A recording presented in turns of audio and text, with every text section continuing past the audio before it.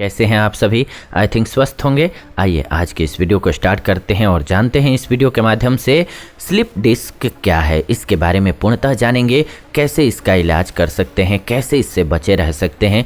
थोड़ा सा आपको विशेष रूप से समझने की ज़रूरत है इस चीज़ को, इसीलिए ध्यान देकर के पूरा एपिसोड ज़रूर सुने, क्योंकि इसकी लैंग्वेज थोड़ी सी भास्ट हो सकती है, लेकिन आपको फ़ायदा ज़रूर होगा। पूर्णतः अंत तक बने रहेंगे तो समझ आएगा, क्योंकि कहीं कहीं पर आपको हो सकता है, बहुत से लोगों को ऐसा नहीं कर रहे हैं, सभी को इजीली समझ में आएगा, लेकिन बहुत से लोगों को टफ लग सकता है। लेकिन 1 से 2 बार समझने के बाद आपको बहुत ज़्यादा फ़ायदा होगा। सबसे पहले तो आइए जानते हैं कि स्लिप डिस्क क्या है। स्लिप डिस्क यानी कि स्पाइनल डिस्क हार्निएशन, इसे कभी कभी उभड़ा हुआ या टूटा हुआ डिस्क भी कहा जाता है। वैसे देखा जाए तो यह कोई बीमारी नहीं होती है। इसमें कमर दर्द और पीठ दर्द की समस्या होती है, और यह समस्या लंबे समय तक एक ही जगह पर बैठे रहने से और शारीरिक श्रम न करने की वजह से अक्सर होती है। यानी कि जो लोग ज़्यादातर एक ही जगह पर बैठे रहते हैं और उनकी फिजिकल एक्टिविटी कम होती है, उनको ज़्यादा ये होती है। इस समस्या के होने पर डिस्क अक्सर तंत्रिका आधार पर दबाव डालते हैं, जिससे डिस्क या तंत्रिका में दर्द और सूजन की समस्या होने लगती है। स्पाइनल डिस्क हार्निएशन यह एक ऐसी स्थिति है जो रीढ़ के साथ साथ दूसरे अंग को भी प्रभावित कर सकती है। आमतौर पर स्लिप डिस्क की समस्या पीठ के निचले हिस्से में होती है, और साथ ही साथ यह साइटिका रोग होने का भी कारण बन सकता है। इसके टाइप कितने हैं, सबसे पहले ये समझते हैं। एक है पहले सर्वाइकल स्लिप डिस्क। अगर आपके गर्दन या ऊपरी पीठ में दर्द की समस्या रहती है, यानी कि गर्दन और गर्दन के थोड़े से निचले हिस्से में, तो आपको सर्वाइकल स्लिप डिस्क हो सकता है। इसके लक्षणों को पहचान लीजिए। कंधे या हाथ में अकड़न हो, झुनझुनाहट आए, हाथ में दर्द और कमजोरी हो, तो इसे आप समझ सकते हैं कि ये सर्वाइकल स्लिप डिस्क है। इसके अलावा थोरैसिक स्लिप डिस्क, जी हाँ, इस प्रकार के डिस्क में आमतौर पर ऊपरी पीठ में दर्द होता है। वैसे थोरैसिक स्लिप डिस्क की समस्या लोगों में कम देखने को मिलती है, लेकिन यह समस्या गंभीर हो जाए तो कमर में पक्षाघात हो सकता है, यानी कि लकवा की समस्या हो सकती है, पैरालिसिस की समस्या हो सकती है। इसके लक्षणों को पहचान लीजिए। कमर में दर्द हो, ऊपरी पीठ में दर्द हो, खांसने या छींकने पर पीठ का दर्द तेज हो, तो ये समस्या होती है। समझिए, इसको पहचान लीजिए। इसके अलावा लंबर स्लिप डिस्क, जी हाँ, लंबर स्लिप डिस्क साइटिका और पैर दर्द, सुन्नता या कमजोरी के लक्षण का कारण बनता है। हर्निएटेड डिस्क के लक्षण क्या हैं, आइए पहचानते हैं। तेज दर्द होगा, मांसपेशियों में ऐंठन होगी, साइटिका की समस्या होगी, पैरों में कमजोरी नजर आएगी, छींकने, खांसने या झुकने पर तेज दर्द होगा, तो समझिए कि यह समस्या आपको है। इसके अलावा स्लिप डिस्क के अब लक्षणों को आइए जान लेते हैं। पीठ के निचले भाग में दर्द हो तो ये इसका लक्षण है। शरीर के एक तरफ के हिस्से में तेज दर्द हो, हाथ से लेकर के पैरों में दर्द हो, अगर थोड़ी देर चलने पर भी दर्द हो रहा हो तो आपको स्लिप डिस्क की समस्या है, समझ जाइए।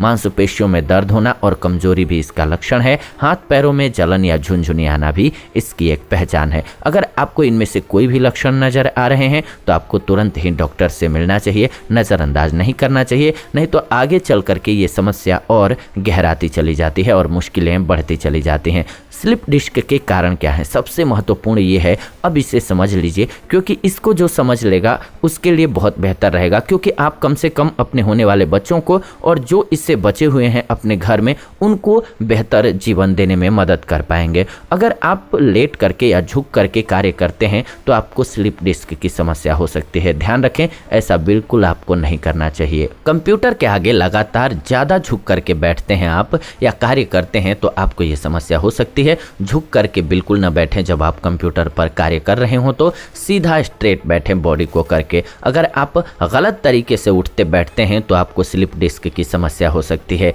ज़्यादा देर तक आराम करने और पैदल न चलने की वजह से भी यह समस्या आपको हो सकती है। व्यायाम न करने से भी स्लिप डिस्क की समस्या होती है, और अत्यधिक जो शारीरिक श्रम करते हैं उनको भी हो सकती है।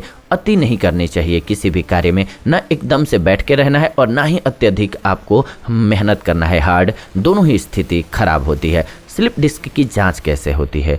इमेजिंग परीक्षण होता है, यानी कि आपका टेस्ट होता है इमेजिंग का, और एक्सरे से इसको जाना जा सकता है, सीटी स्कैन के द्वारा जाना जा सकता है, एमआरआई कराई जा सकती है, डिस्कोग्राफी कराई जा सकती है। इसके लिए स्लिप डिस्क के उपचार कैसे किए जाते हैं अब ये समझ लीजिए। फिजियोथेरेपी करने से आपको इस समस्या से राहत मिल सकती है। फिजियोथेरेपी में एक तरह से आपको एक्सरसाइज ही कराया जाता है और कुछ पॉइंट्स पर कई समय पर प्रेस भी किया जाता है, यानी कि एक्यूप्रेशर का भी प्रयोग किया जाता है। इससे आपको लाभ होता है। स्लिप डिस्क की समस्या होने पर कम से कम 2 से 3 हफ्ते तक आराम जरूर करना चाहिए। एब्डोमिनल आइसोमेट्रिक, जी हाँ, व्यायाम स्लिप डिस्क की समस्या होने पर एक अच्छा विकार को दूर करने के लिए उपाय माना जा सकता है। इस व्यायाम के करने पर पैरों के साथ पेट और कमर के मांसपेशियों पर खिंचाव आता है, इसीलिए आप इस व्यायाम को रोजाना करें, आपको इससे राहत मिलेगी। स्लिप डिस्क की समस्या से राहत पाने के लिए क्रंचेस भी बहुत फायदेमंद होते हैं।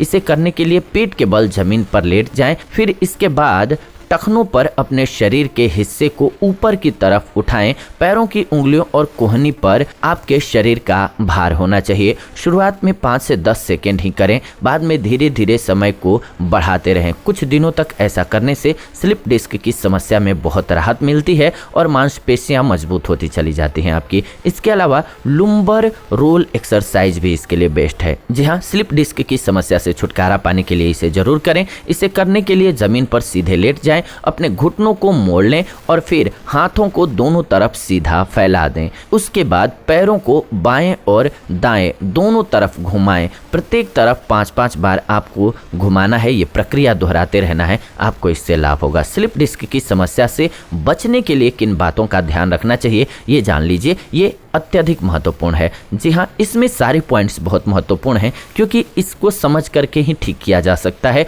अन्यथा इसका कुछ ऐसा इलाज आप नहीं करा पाएंगे जिससे कि आपको राहत मिल जाए। अत्यधिक कठिन व्यायाम ना करें, कभी भी जोखिम ना लें। जब भी बैठें तो सीधे तन करके बैठें।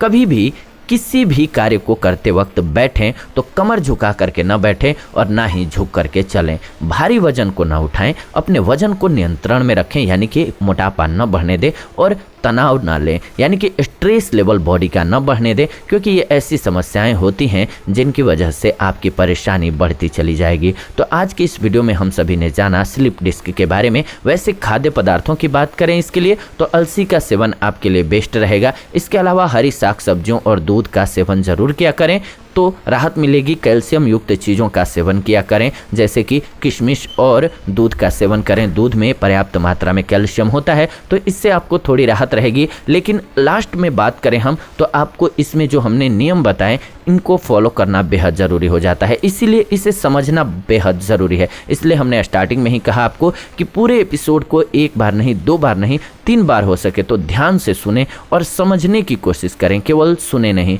समझ जाएंगे तो फिर आपको कुछ ज़्यादा एफर्ट करने की ज़रूरत नहीं है। ये डेली की हैबिट है। जैसे कि हमें स्ट्रेट बैठना है, सबसे महत्वपूर्ण बात इसमें यही है। जब भी बैठना हो, उठना हो, झुकना हो, पोस्चर का खास ख्याल रखें बॉडी का, तो आपको ये समस्या होने के चांसेज 80% तक कम हो जाएंगे। लाइफस्टाइल से जुड़ी हुई समस्या है, यानी कि अगर आप खाने पीने की चीज़ों को बेहतर रख रहे हैं फिर भी ये समस्या हो रही है तो पोस्चर की वजह से हो रही है, और पोस्चर प्रॉब्लम को सुधार लेंगे तो इस समस्या से आप निजात पा जाएंगे। यही एक तरीका है इससे छुटकारा पाने का। तो ये आज की वीडियो रही। ये वीडियो आप सभी देख रहे थे आयुर्वेदिक उपचार चैनल के माध्यम से। ऐसी ही नई वीडियोज़ के लिए चैनल को सब्सक्राइब करके बेल नोटिफिकेशन को ऑन कर लें ताकि नई वीडियो जब भी हम लेकर के आए नोटिफिकेशन आप सभी को सबसे पहले मिले। साथ ही साथ वीडियो को लाइक शेयर एंड कमेंट जरूर किया करें, क्योंकि आपका एक छोटा सा प्रयास लाइक शेयर एंड कमेंट करने का बहुत से लोगों को लाभान्वित कर सकता है। सो प्लीज वीडियो को लाइक शेयर एंड कमेंट जरूर किया करें। फिलहाल आज के इस वीडियो से लेते हैं विदा, जुड़ेंगे नए वीडियो में नई जानकारी के साथ। तब तक आप सभी खुश रहें, स्वस्थ रहें। धन्यवाद,